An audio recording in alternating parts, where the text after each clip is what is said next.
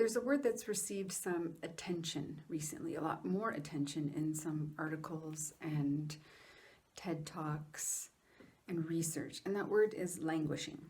Languishing, when we think of the emotional spectrum, would be an emotion that is an uncomfortable, low energy emotion. And it has some underpinnings of depression, indecision, frustration.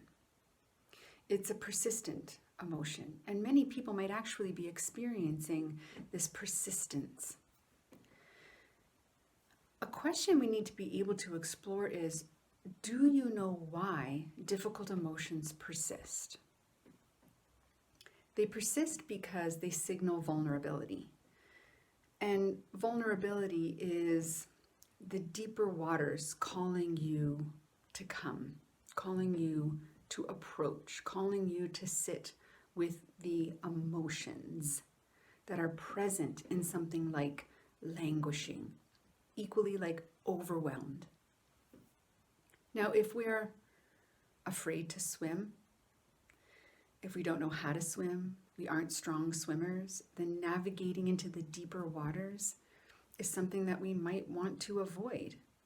We don't want to go into that space for fear of what it might be like in that space. What if things get worse in that space? So we stay on shore, we avoid. And that avoidance can sometimes come from thinking that to cover this gap, to move from where we are to where we want to be, we have to have a singular act that leaps the chasm. And the truth is we don't need to do that. We can build a plank by plank by plank, a bridge that brings us across, a life jacket, some flippers, a partner to swim with.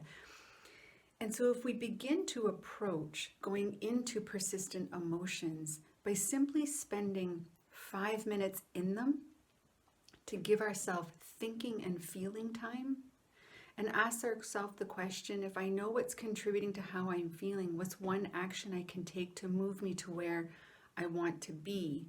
And then we go and take that action, like going for a walk, calling a loved one, starting a gratitude journal, exercising for 5 minutes, eating a healthy meal, going to sleep at 10 p.m.